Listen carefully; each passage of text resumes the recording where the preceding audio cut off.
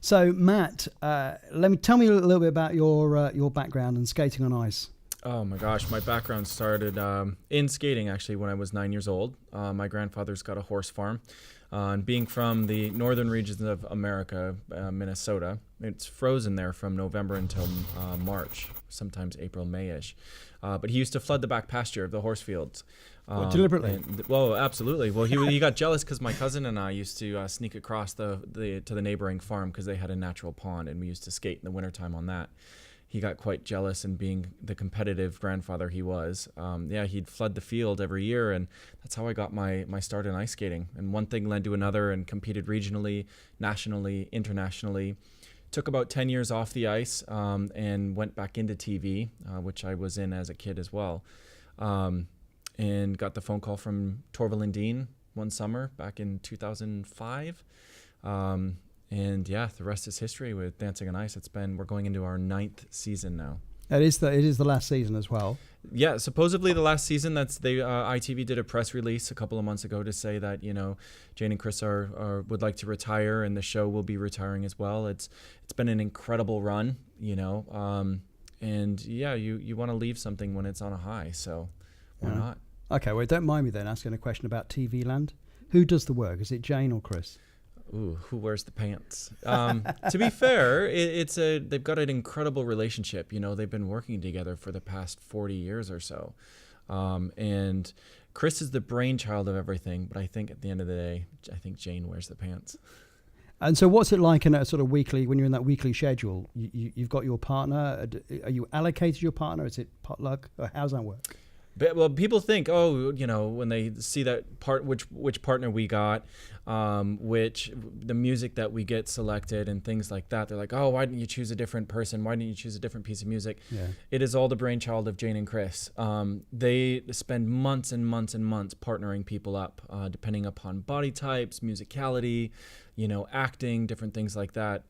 Music is all down to Jane and Chris as well, in the TV production company. So unfortunately, we are pawns. We don't get a lot of say with all of that. But it's been a fantastic program to be a part of, and it's definitely changed my life. And you won it one series, was that right?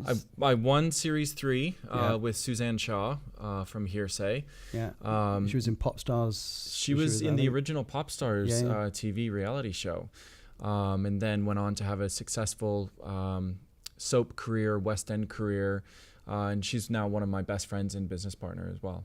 Cool. Okay, now you're taking your skill, your experience, and doing a charity skating event similar to Dancing on Ice. Tell me a little bit more about that. Absolutely. It's called Heroes on Ice. It's in association with Walking with the Wounded, the charity that takes the basically wounded soldiers down to the South Pole this year, and they do a massive trek.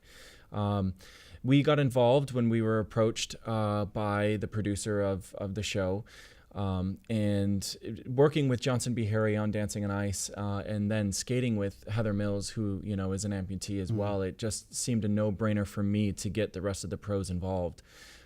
We've got 8 of the pros from Dancing on Ice, like obviously myself, Frankie, who we missed last year on the TV show, Dan Whiston, Brianne Delcourt, Sylvain, just to name a few.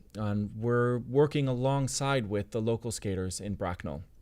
It's going to be the first time ever a show like this has ever been done, working with the local talent as well as the professionals, and it's going to be an incredible evening. Prince Harry is the patron of that charity, and I believe, is he going to walk to the South Pole with some of the wounded soldiers? Yes, Prince Harry is a patron of Walking with the Wounded, who is the charity that we're supporting as well. And he's going to be doing the trek down to the South Pole with the soldiers. The funny story with that is that they were on their way to the press launch for the South Pole trek, and without asking any question through his security or any of his people or whatever, he just told the founder of the foundation that he wanted to walk. He wanted to do the trek with him, and it was in the backseat of a taxi and all the the security started to freak out and phone calls were ringing, or the phones were ringing and phone calls were being made. But the great thing about this charity is that it does get the injured soldiers back into normal life, back into business, back into, something to where they're not just having to sit at home, being wounded from their service. So by all means, that rehabilitation is essential to their lifestyles. How can businesses get involved then, Matt? Oh, this charity, as well as there's a couple other that are involved, and all the information is up on the website.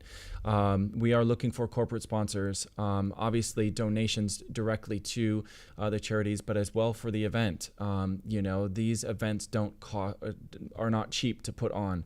And we are having to raise all of the money pretty much ourselves, to sell the tickets, the venue hire, the skaters, costumes, lighting, things like that.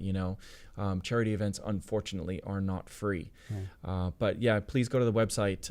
It's heroesonice2013.co.uk for more information. Okay, we'll put a link on our website to that. Matt, thanks a lot for coming in, and all the best for the final series of Dancing on Ice. Thank you very much. And when's that start?